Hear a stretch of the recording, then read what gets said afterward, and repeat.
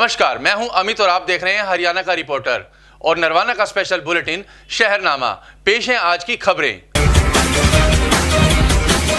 जींद में एक अनोखी शादी हुई जिसमें दुल्हा हेलीकॉप्टर में अपनी बारात लेकर आया। पेश है हमारे संवाददाता की खास रिपोर्ट।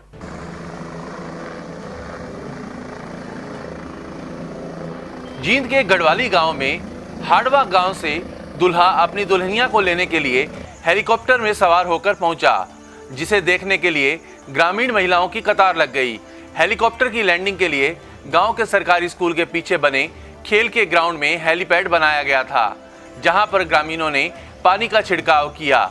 मौके पर पुलिस और फायर ब्रिगेड की गाड़ी मौजूद रही। लड़की के पिता अनिल सहरावत ने बताया कि हाड़वा गांव से 100 आदमियों की बारात पहुंची। बारातियों की आवभगत के लिए सभी इंतजाम किए गए। लगभग 1500 लोगों के लिए खाना बनाया गया। दूल्हे राहुल ने दहेज लेने से मना कर दिया।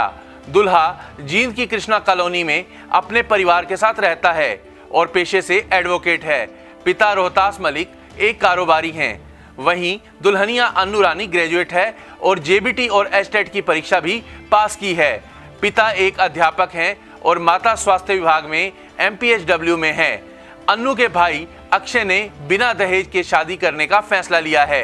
सर, एक तो मैंने मतलब जिज्ञासाएं सब के अंदर होती हैं, तो जिज्ञासा का होना भी ज़रूरी है। और मेरे अंदर जिज्ञासा थी, मतलब काफ़ी समय से इच्छा थी कि मतलब मैं भी मतलब एक हेलीकॉप्टर में मतलब बारात लेके जाऊं, और मैंने ये इच्छा मतलब पूरी भी की है और बड़ी खुशी हुई उससे।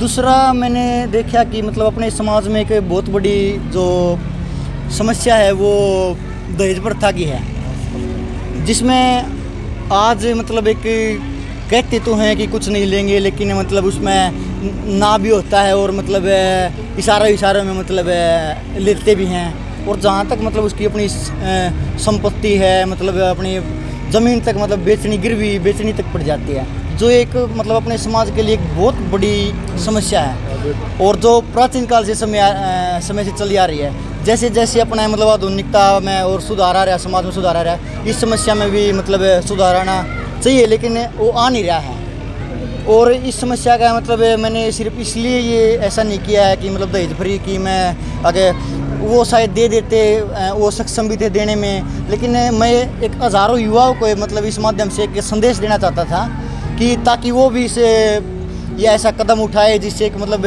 जो उनके लिए एक बेटी बोझ ना बने। मतलब आगे मोदी का जो बेटी बचाओ बेटी पढ़ाओ जो नारा है वो एक सफल हो सके। दूल्हे राहुल ने बताया कि वो अन्य युवाओं को संदेश देना चाहता है कि दहेज प्रथा एक गलत प्रथा है। युवाओं को चाहिए कि वो दहेज प्रथा को पूर्ण रूप से बंद करने के लिए सार्थक कदम उठाए।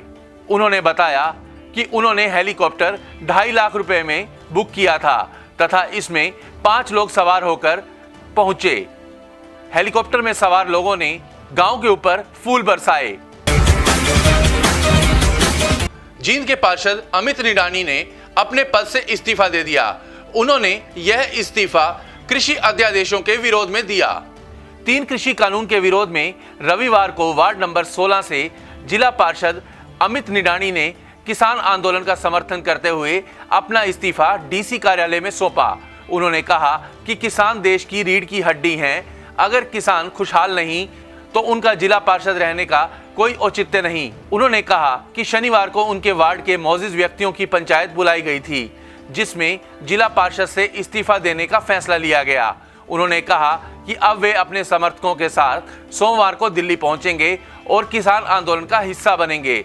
किसानों ने उन्हें जिला पार्षद बनाया है।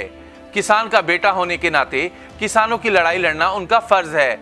वार्डों में जिला परिषद के तहत विकास कार्य नहीं हो रहे। उन्होंने कहा कि 3 कृषि कानूनों के विरोध में उन्होंने जिला पार्षद से इस्तीफा दिया है। उन्होंने कहा कि जल्द ही इस मुहिम में जिला पार्षद, ब्लॉक समिति सदस्य, सरपंच, पंच भी शामिल होंगे, जिसके बाद विधायकों को अपने पद से इस्तीफा देने का दबाव बनाया जाएगा। किसानों के भारत बंद के बारे में उन्होंने कहा कि किसान संघर्ष समिति उनकी ड्यूटी दिल्ली लगाती है तो वे दिल्ली बॉर्डर में जाम में सहयोग करेंगे। अगर जिले में ड्यूटी लगाई गई तो यहाँ रह के वे भारत बंद को सफल बनाने का सहयोग करेंगे। अमित निडानी जुलाना विधानसभा से इनेलो की टिकट पर चुनाव भी लड़ चुके हैं। जिस प्रकार से सरकार द्वारा 3 ये जो अध्यादेश किसानी बिल लाए गए हैं, ये किसानी को ख़त्म करने के लिए लाए गए हैं और इस चीज़ का मैं एक किसान पुत्र हूँ, खुद किसान हूँ। और कल हमारी एक पंचायत हुई थी हमारे वार्ड के लोगों की और हमारे क्षेत्र के लोगों की। उसमें फैसला लिया गया था वहाँ के मौजूद व्यक्तियों द्वारा कि भाई ये जो किसान विरोधी बिल हैं, इनके किसानों के समर्थन में, इनके खिलाफ जो किसान विरोधी बिल है, इनके खिलाफ किसानों के समर्थन में कल हम डीसी साहब को जिला परिषद के पद से हम इस्तीफा देंगे, जिला पार्षद पद से। मैं वार्ड नंबर 16 से हूं, अमित मलिक निडानी। अपने वार्ड के लोगों द्वारा उनके आदेश की पालना करते हुए, क्योंकि किसानों ने मुझे बनाया था और जो किसानों के हकों की आवाज़ है मैं उनको उठाना चाहता था, लेकिन वो कहीं ना कोई एक बड़े मामले में जिस प्रकार से ये, क्योंकि ये लोकसभा के अंदर ये बिल पारित होना चाहिए, ये हमारे एक दायरे में नहीं है, लेकिन फिर भी हम सरकार को एक संदेश देना चाहते हैं ये इस्तीफा देकर कि आज तो ये एक शुरुआत हुई है। आने वाले टाइम अगर जल्द से जल्द 1-2 दिन के अंदर सरकार ने ये 3 जो किसान विरोधी बिल पारित किए हैं इनको रद्द नहीं किया तो आने वाले टाइम जिला पार्षद तो क्या, पंचायत समिति से लेकर सरपंच, गांव के पंच और हम विधायकों को और सांसदों को मजबूर बना देंगे उनके घरों के बाहर बैठ के कि आपने इस्तीफा देना पड़ेगा। क्योंकि जिस प्रकार से नरेंद्र मोदी जी ने ये जो किसान विरोधी बिल लाए हैं, उन्होंने ये नहीं देखा कि वे किसान के आज घर के अंदर जिस प्रकार से आज खेती पर पूरा परिवार निर्भर है, पूरा समाज निर्भर है। जब किसान के घर में अच्छी फसल पैदावार होती है तो पूरे बाज़ार के अंदर रौनक आती है, प्रत्येक व्यक्ति का चेहरा खिलता है, क्योंकि आमदनी के साथ ही सब चीज़ें होती हैं। लेकिन जिस प्रकार से बीजेपी सरकार किसानी को मारने का जो काम कर रही है, किसानी को जो ख़त्म करने का काम कर रही है, इसका हम पूर्ण जोर से विरोध करते हैं और इसी विरोध में हम आज जिला परिषद पद से अपने इस्तीफा देते हैं और आने वाले टाइम कल परसों में हज़ारों साथियों के साथ में दिल्ली में कूच करेंगे और पूरी दिल्ली को जाम करने का हम काम करेंगे। वार्ड के सभी लोगों ने जिस प्रकार से जो मुझे ये जिम्मेदारी सौंपी थी, मैंने पूरे अपने 5 साल संघर्ष पूर्ण उसमें बिताए। जब भी ज़रूरत पड़ी अपने वार्ड के हकों की आवाज़ उठाने के लिए, तब भी मैंने अपने आंदोलन किए हैं, सड़क प्रदर्शन किए हैं, भूख हड़ताल की है। मैंने अपने वार्ड के लोगों के लिए ग्रांट लेने की कोशिश में अपनी तरफ से सार्थक प्रयास किया है। लेकिन जिस प्रकार से आज भाजपा और जजप्पा की जो हरियाणा प्रदेश के अंदर ठगबंधन की जो सरकार है, जिन जिला परिषद में ग्रांट आने के बावजूद भी 1-1.5 साल से विकास कार्य नहीं हो रहे, उन पर रोक लगी हुई है। ये भी एक न कहीं इसमें मुख्य अरोड़ा बना हुआ है, मुख्य मांग थी हमारी, क्योंकि सरकार किसान विरोधी व विकास विरोधी है। तो हमारा एक ध्येय बनता है कि सरकार के खिलाफ हम बिगुल बजाएंगे और हम सड़कें जाम करेंगे, पूरी दिल्ली को जाम करेंगे। जहाँ पे भी हमारे से बनेगा हम किसान भाइयों के साथ खड़े हैं। जैसे भी जो भी हमारे आदेश करेंगे, तन मन धन से हम अपने किसान भाइयों के साथ हैं। आज रोहतक पीजीआईएमएस ने कोरोना वैक्सीन मामले पर अपना स्पष्टीकरण दिया। स्वास्थ्य मंत्री अनिल विज के कोरोना संक्रमित होने के बाद पीजीआईएमएस ने जानकारी दी कि 28 दिन बाद लगनी थी स्वास्थ्य मंत्री को दूसरी डोज। 42 दिन बाद पता चलता है कि शरीर में एंटीबॉडी का लेवल क्या है। वैक्सीन लगाते समय वॉलंटियर्स को कोविड-19 से बचाव के सभी उपायों की जानकारी दी गई थी। पीजीआईएमएस रोहतक की चिकित्सा अधीक्षक डॉक्टर पुष्पा दहिया ने कोवैक्सीन के फेल होने से इनकार किया। वैक्सीन को लेकर तमाम प्रकार की भ्रांतियों को उन्होंने दूर किया। ज्ञात रहे कि स्वास्थ्य मंत्री अनिल विज को 20 नवंबर को अंबाला में पीजीआईएमएस रोहतक की टीम ने वैक्सीन का पहला डोज दिया था। पीजीआईएमएस रोहतक में कोवैक्सीन के तीसरे चरण का ट्रायल चल रहा है। इस बारे में बात करते हुए डॉक्टर पुष्पा दहिया ने बताया कि कोविड-19 का ये 3rd फेज का ट्रायल शुरू हुआ है, जिसमें कि ट्रायल में हम जिनको सभी तरह से सावधानियां बताने के बाद कि ये क्या ट्रायल है, इसमें कौन पार्टिसिपेट कर सकता है और इसके लिए बाद में कैसे उनको फॉलो करना है, इसके बारे में उनको समझा दिया जाता है। क्योंकि ये जो ट्रायल है ये एक तरह का डबल ब्लाइंड ट्रायल, जिसको हम साइंटिफिक अपनी भाषा में कहते हैं, जिसमें कि हमें ये मालूम नहीं होता जो कि इंजेक्शन लगवाने वाला है, इंजेक्शन जिसने जो इन्वेस्टिगेटर है उसको भी नहीं पता कि ये इंजेक्शन है या एक प्लेसिबो है। तो इसीलिए हम इंजेक्शन देने से पहले उनको जो लेना चाहता है इंजेक्शन, जो क्लाइंट है हमारा, उसको समझा दिया जाता है कि आपको ये सारे जो कोविड-19 से बचाव के जितने भी प्रिकॉशंस ये लेने हैं, जैसे कि सोशल डिस्टेंसिंग, बार बार हाथ धोना और मास्क लगाना और 2 गज की दूरी, ये सारे प्रिकॉशंस उसको बताते हैं कि आज आपको इंजेक्शन लग जाने के बाद भी ये आपको फॉलो करना है, क्योंकि ये इसकी 2 डोज लगती हैं। एक तो 0 डोज, जिस दिन की मरीज़ हमारे पास या क्लाइंट जिस दिन हमारे पास आता है उसको 0 डोज, और अगली डोज जो है वो 28 दिन के बाद लगती है। और इस कोविड-19 की जो एंटीबॉडीज़ हैं वो 42 दिन में बनती हैं। तब 42 दिन का मतलब ये है कि 6 हफ्ते के बाद हम ये कह सकते हैं कि ये व्यक्ति जो इसको कोविड-19 इन्फेक्शन की बीमारी नहीं होगी, क्योंकि जैसा कि मैंने कहा कि ये अभी ट्रायल चल रहा है और ये एंटीबॉडीज़ हमारे पास कितने दिन तक रहेंगी ये अभी ट्रायल ख़त्म होने के बाद ही मालूम पड़ेगा। तो मैं इसके बारे में इतना ही कहना चाहती हूँ। लोगों में ये भ्रांति है कि ये ट्रायल फेल हो चुका है, क्योंकि जब स्वास्थ्य मंत्री को ही वैक्सीन लगी और उनको कोरोना हो गया तो ये कामयाब नहीं थे वैक्सीन पर। ये एक गलत जो मैसेज है कि ये फेलियर ऑफ वैक्सीन है, ये वैक्सीन का कोई फेलियर नहीं है। जैसे कि मैंने आपको बता दिया है, इस ट्रायल में जो फेज़ 3 ट्रायल है, इसमें पहले 200 व्यक्ति जो कि हमारे को हमने पहले बताया था कि इस फेज़ 3 के ट्रायल के लिए 3 सेंटर्स को चुना गया है, जिसमें कि हैदराबाद एक सेंटर है, एक पुणे है और एक हमारा PGIMS रोहतक सेंटर है, जिसमें 200 व्यक्तियों को ये इंजेक्शन लगेगा जल्दी से। और इसका ट्रायल के बाद इसको खोला जाएगा 200 के बाद, और इससे पता लगेगा कि ये वैक्सीन जितने लोगों को मिला है वो सेफ है कि नहीं है, और ताकि हम बाज़ार में ये वैक्सीन ला सकें। फेलियर हम किसी भी वैक्सीन का इसलिए नहीं कहते क्योंकि पहला डोज लगने के बाद अगली डोज अभी 28 दिन बाद लगनी थी, और 42 दिन के बाद ही एंटीबॉडीज़ आती हैं। जैसे कि मैं पहले भी आप लोगों को बता चुकी हूँ कि इसमें 42 दिन तक तो व्यक्ति को पूरा प्रिकॉशन रखना है, जैसे सोशल डिस्टेंसिंग, मास्क लगा के रखना और बार बार हाथ धोना और डिस्टेंस मेंटेन 2 गज की दूरी बना के रखना। तो ये बिल्कुल भी कहना गलत होगा कि ये वैक्सीन का फेलियर है।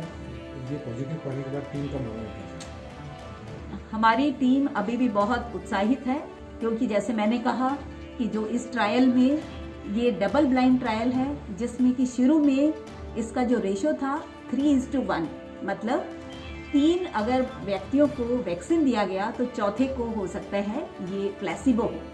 तो हमें मालूम नहीं अब कि किसको वैक्सीन मिला है और किसको प्लेसिबो दिया है, तो हम इसका फेलियर अभी कहना हमारे लिए बिल्कुल भी उचित नहीं है, क्योंकि हमने जैसे कि बता ही दिया आपको कि इसमें प्लेसिबो भी है।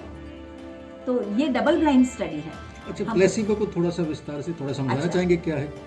हाँ, देखो ऐसा होता है, जब भी कभी कोई ट्रायल किया जाता है तो उसमें एक तो दवा होती है और एक दवा की जगह जैसे स्ट्राइल वाटर, पानी जिसको बोलते हैं आम भाषा में, एक वो होता है जिसका कि बॉडी को कोई नुकसान नहीं होता है। तो ये कंपैरिजन करने के लिए कि कोई भी चीज़ कितनी असरदार होगी और इसका आगे क्या नतीजे निकलेंगे, तो हम किसी भी चीज़ को एक प्लेसिबो उसको नाम दिया जाता है जो स्ट्राइल वाटर है। ठीक है, तो प्लेसिबो का इन फ्यूचर क्या इफेक्ट देखने को मिलता है, क्या रिजल्ट क्या आते हैं उसके?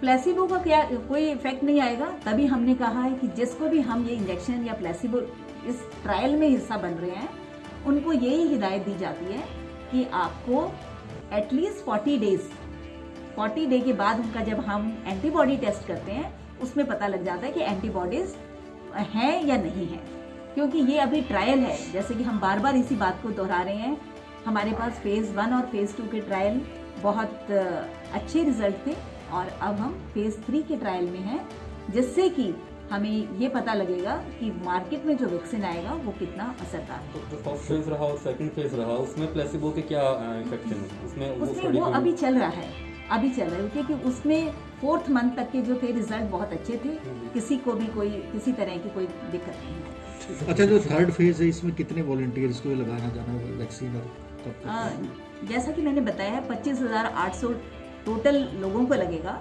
जिसमें से हमारे इंस्टीट्यूट को पहले 200 में करना था, और 200 यहाँ, 200 पुणे, 200 हैदराबाद, इनका रिजल्ट कंपाइल होगा गोवा, इनका रिजल्ट जो कंपाइल होगा उसके बाद हम आगे की ICMR अपना बताएगा कि आगे कैसे फॉलो करना है।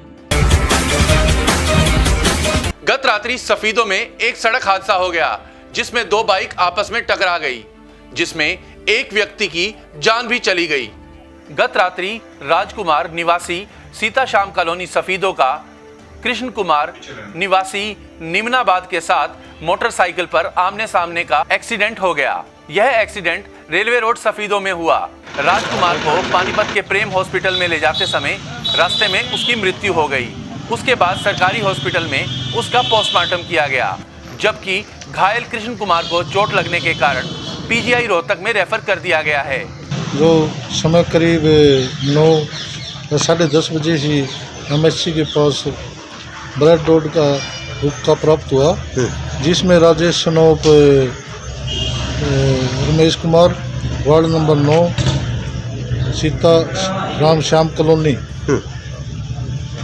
वह अपने मोटरसाइकिल पर आ रहा था, जो LG कंपनी के पास एक दूसरा मोटरसाइकिल कृष्ण नव गुलजार आ रहा था जी, जो आपस में टकरा गए, जिसको राजेश के गंभीर चोटें आई, जिसके कारण उसकी मृत्यु हो गई और अब 174 की कार्रवाई चल रही है। आज सुबह तकरीबन 6:30 बजे नरवाना में एक बड़ी चोरी की वारदात हो गई, जिसमें चोर लगभग 80,000 रुपए का सामान लेकर चंपत हो गए।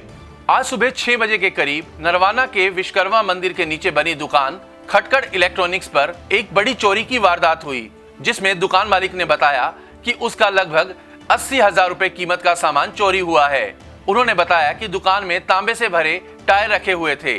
उन्होंने इस चोरी की सूचना पुलिस को दे दी है।